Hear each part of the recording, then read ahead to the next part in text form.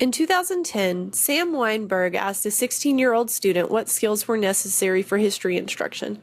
He replied, "A good memory was all one needed," and followed up by saying this about history: "It's all pretty simple. Stuff happened a long time ago, people wrote it down, others copied it and put it in a book. History." History instruction in general is in need of an overhaul. As seen in Weinberg's article, traditional methods of instruction don't reflect the deep thinking and debate inherent in the true study of history. Events and themes in history are rarely clear-cut, and instructing students in this way creates a false sense of the past, which can only lead to a false sense of the present. Traditional history instruction revolves around the professor's lecture as a centerpiece of the course. The teacher delivers instruction on important facts and events, with contextual explanations or connections included. Generally, students are expected to listen, take notes, and ask questions during class.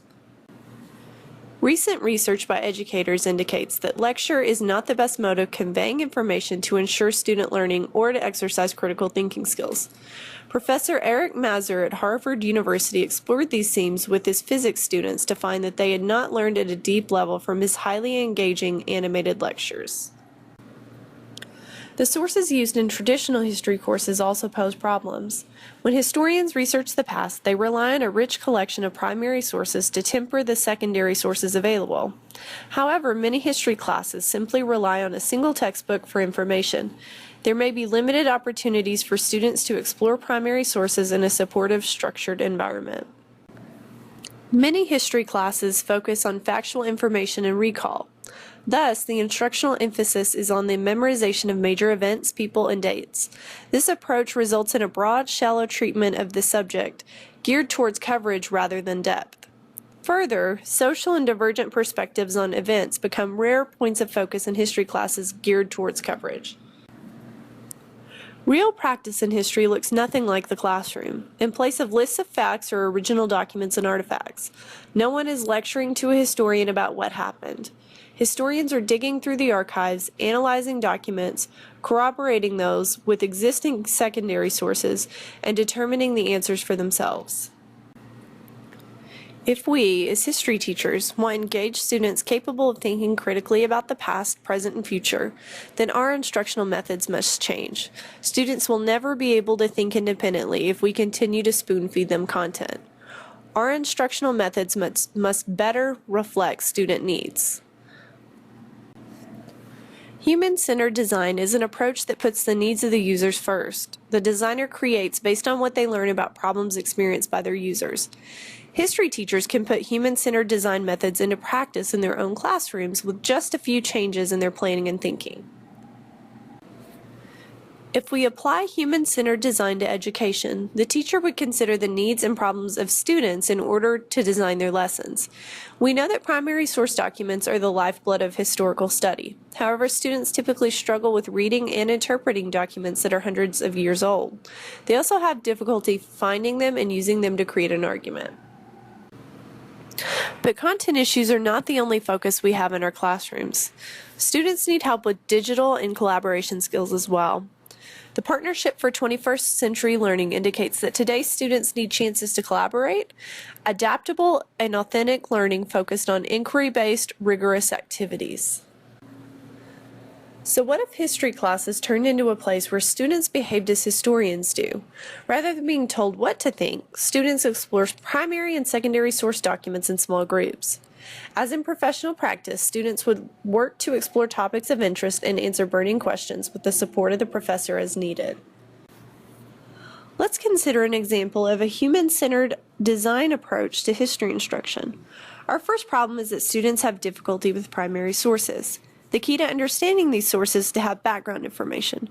So, before class, students would explore videos and texts of their choice to gain background information on the upcoming topic.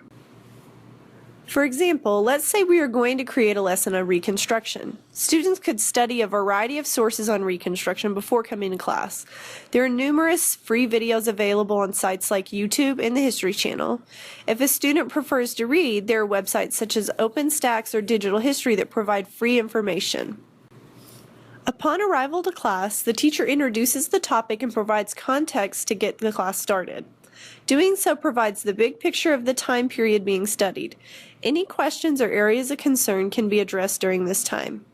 The big picture is an opportunity to ensure that all students have a similar foundation before beginning inquiry work in the classroom. Next, the teacher introduces the guiding question for the lesson.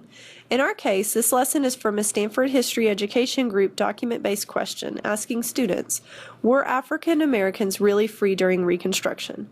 Before looking at any document, students should brainstorm possible answers to the question based on what they know in small or whole group settings. After introducing and briefly discussing the era in question, students analyze a collection of curated primary and secondary sources. In this example, students will review several documents including constitutional amendments, an excerpt of Louisiana Black Codes, and 2 primary source accounts of life in the South. As a note, the teacher is not limited to the documents provided by sites like Stanford History Education Group. There are a variety of primary source documents available online, including curated sets, letters, images, diaries or journals, art, literature, and newspapers. A number of libraries and organizations provide these documents as well as student support tools at no cost. Teachers can use sites like Stanford History Education Group, the Library of Congress, Digital Public Library of America, National Archives, Smithsonian History Explorer, and the Gilder Lehrman Institute of American History. Using this method, instruction is now fully focused on the students. The document analysis is supported by analysis tools and the teacher, who is now free to move from group to group. If issues arise during the process, the teacher can stop all groups, share information, and allow students to return to analysis. At the end of the activity, the group should have a stance and some reasons for the stance, rooted in the documents they analyzed. Following small group analysis, the whole class will reconvene and discuss their findings. This is a great time to discuss any remaining areas of confusion. At the end of the lesson, each individual can create a product answering the guiding question with supporting evidence. This lesson structure, while different, provides for student needs in both the content and in terms of 21st century skills, while also ensuring continued support.